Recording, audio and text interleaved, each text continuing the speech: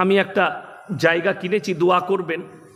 একটা স্কুল এবং মেয়েদের জন্য মাদ্রাসার একটা ইরাদা করেছি, যেন আল্লাহ কবুল করে, বলুন আমিন। তো কারো কাছে চাঁদা করে কিনিনি, আল্লাহর রহমতে আমি কামাই করে এই জলসার পয়সা থেকে কিনেছি জায়গা, বাস্তব কথা বলছি। আর নিয়ত করেছি করব মানুষের খিদমতের জন্য। টাকা কি আছে, আল্লাহ চালিয়ে দিচ্ছে, চলে যাবে। আমি যখন গুজরাটে পড়াশোনা করতাম, আমার একটা সাথী ছিল, তার নাম ছিল আশরাফ থাইল্যান্ডের। আমাকে প্রায় বাজারে নিয়ে যেত, আমার পাশেই বসতো ক্লাসে, হিফজের ক্লাসে আমার পাশের সাথী আমার পাশে বসতো। আমি তাকে সবক পড়ে পড়ে দিতাম, পড়লো। আমার কাছে উর্দু কথাটা আমার কাছে শিখতো, বেশিরভাগ ইংরেজি বলতো, আমার কাছে উর্দুটা শিখতো। ছেলেটা ইংরেজিতে এমএ, ছেলেটা কিন্তু বাপ বিরাট বড় লোক, কোটিপতির ছেলে। আমি তখনকার যুগে তার কাছে আমি লাখ টাকা দেখেছি, লাখ টাকা, 1 লাখ টাকার বান্ডিল দেখেছি, 1000 টাকার নোট। আমাকে বড় বড় হোটেলে খাওয়াতে নিয়ে যেত, নওসারিতে, সুরাটে, নানাবাড়ি হোটেলে নিয়ে গেছে। ইয়াসিন ভাই চলো নি, খানা খাওনি, গেইছি। কিন্তু বড় কষ্টের বিষয় যে তারা মালদার, ছেলে এমএ পাস কিন্তু হাফিজে কোরআন হতে হবে, ছেলে এমএ পাস মৌলবি হতে হবে। আপনি চলুন গুজরাট, দিল্লি, বোম্বাই, উত্তরপ্রদেশ, কোটিপতির ছেলেরা আলেম, কোটিপতির ছেলেরা। জানেন বাংলা, বিহার, উড়িষ্যা, আসামের সব থেকে বড় লয়, ভারতের যতগুলো শিল্পপতি আছে তাদের মধ্যে একটা শিল্পপতির নাম হচ্ছে মোল্লা বদরুদ্দিন আজমল, আতর ব্যবসায়ী, পৃথিবীর শ্রেষ্ঠ আতর ব্যবসায়ী। এখন সব থেকে দামি পৃথিবীর ব্র্যান্ড আতর হচ্ছে আজমলের আতর। কাবা ঘর ধোয়া হয় তিনার আতরে, কাবা ঘরটা ধোয়া হয় আজমলের আতরে। তার যতগুলো ছেলে আছে সব আলেম, ভাবতে পারেন। তার যতগুলো বেটা আছে আলেম, সব কটাকে আলেম করেছে। হাজার হাজার কোটির মালিক, মিনিমাম 5 থেকে 10 হাজার কোটির মালিক। পৃথিবীর এমন কোনো রাজধানী শহর নাই পৃথিবীর যে রাজধানী শহরে তেনার আতরের দোকান নাই। বোম্বেতে যে দোকানটা আছে, খালি বিল্ডিংটা কিনেছে 500 কোটি টাকা দিয়ে, আর সেখানে মাল ভরা আছে 25 থেকে 30 কোটির। আমি একটা এইটুকু আতরের দাম জিজ্ঞেস করলাম, বললে 700 রুপিয়া এইটুকু, 1 তোলা আতর। আমার বাড়িতে রাখা আছে CR7, এইটুকু আতর নিলাম, কিতনা 1100 রুপিয়া। CR7 আতর লাগিয়ে দিলে 7 দিন খুশবু যাবে না জামা থেকে, কাচলো। কিন্তু ছেলেদিকে আলেম করেছে, সব আলেম। আপনি যতগুলো মুসলিমদের বড় বড় ধনী দিকে, খালি আমাদের বাংলার বুকে গরিবের ছেলেরা মাদ্রাসায় পড়বে, বড় লোকের ছেলেরা আলামিনে পড়বে, ডাক্তার হবে, মাস্টার। কে বললে ডাক্তার হওয়া যাবে না? কে বললে মাস্টার হওয়া যাবে না? কে বললে প্রফেসর হওয়া যাবে না? আজকে আমাদের সমাজে আলেমদের দশাটা এইটাই। মুফতি তাকি উসমানির বয়ান শুনছিলাম, একটা খুব সুন্দর কথা বলেছেন कि हर इमाम को चाहिए इमामती की साथ साथ कोई कारोबार करे, ব্যবসা করা। আজকে আপনারা পার পেয়ে গেছেন, মৌলবীরা হক কথা বললে মসজিদ থেকে বার করে দেয়। যদি মৌলবীর কাছে সচ্ছলতা আসে ব্যবসা করে, তো আপনার বাঁই আর বোয়াবে না, তখন আপনারা বুঝতে পারবেন। আপনার কি মনে হচ্ছে আমি এখানে বসে আছি, আমি ব্যবসা করি না, শুধু জলসা করি আর মাদ্রাসাওয়ালা? আমার ব্যবসা আছে, আমি ব্যবসা করি, আমার ব্যবসা আছে। কেন করব না? সুন্নত। আর ব্যবসা থাকলে কারোর পরোয়া করা যাবে না। আপনি আজকে আমাকে দাওয়াত দিয়েছেন, আপনার দিবার দরকার নেই। যদি মনে হয় যে এসব কথা শুনতে পারবো না, গায়ে লাগছে, আমার দরকার নেই, ব্যবসা করে খাবো, জলসা করব না।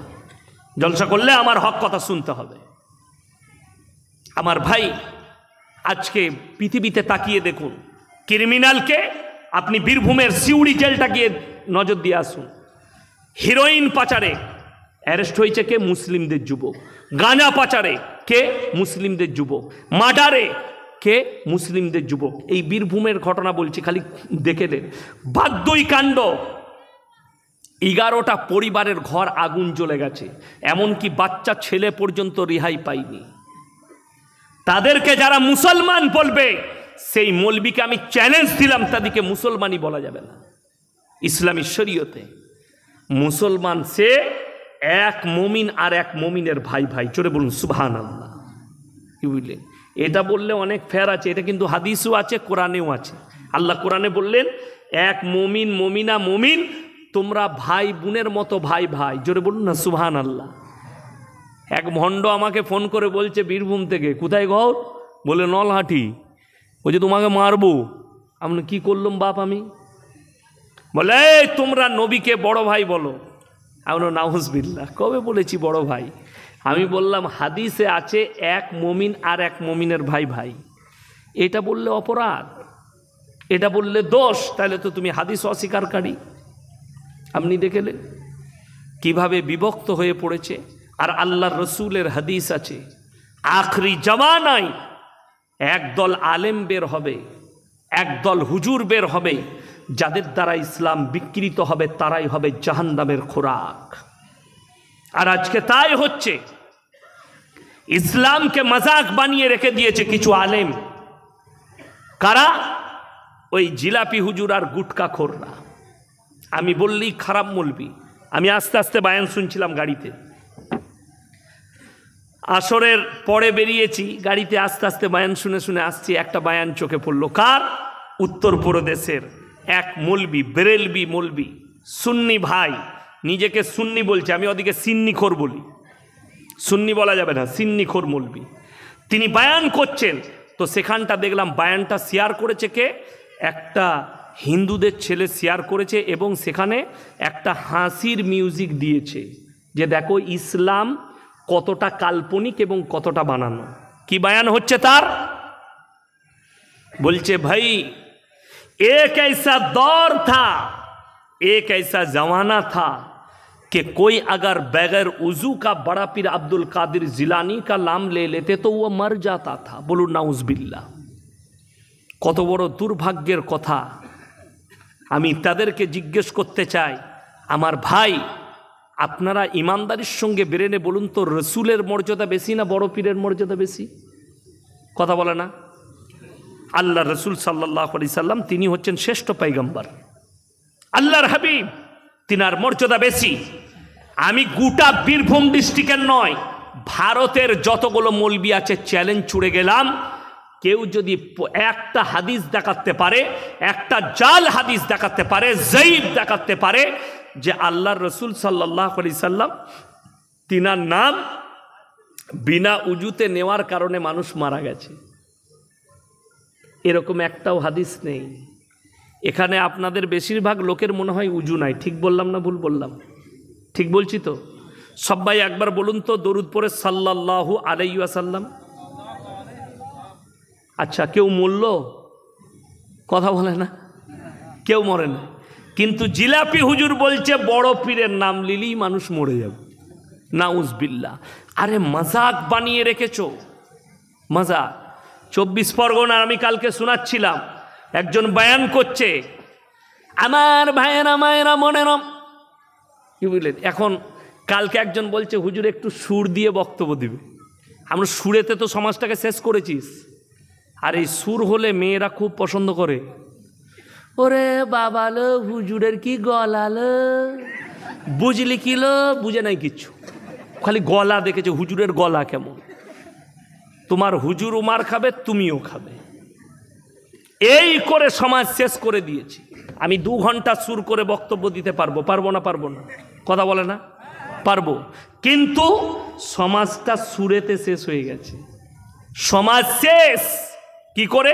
সুর দিয়ে। কি বায়ান করছে জানেন? আমার বোনেরা মায়েরা ভাইরা, বড় পীর আব্দুল কাদের জিলানী রহমাতুল্লাহ আলাইহি তিনি দস্তরখানে খাবার খেতে বসেছেন। আমি যেমন মসজিদে ভাত খেলাম, আলু পোস্ত দিয়েছে, ডাল দিয়েছে, কি বুঝলেন, তারপরে মাংস ছিল। আমি যদিও মাংস খাই না, তো ধরেলেন মুরগির গোশত দিয়েছিল।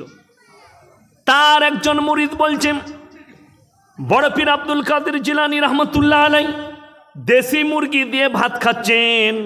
তার মুরিদ বলছেন বাবা আপনি কেন জান মেরে খাচ্ছেন? বড় পীর তখন বলছে বাবা আমি যে মুরগিটা খাচ্ছি খাওয়ার পরে মুরগিটাকে জীবিত করার ক্ষমতা আমার আছে। জোরে বলুন নাউজুবিল্লাহ। এর থেকে বড় মিথ্যা আর কিছু হতে পারে?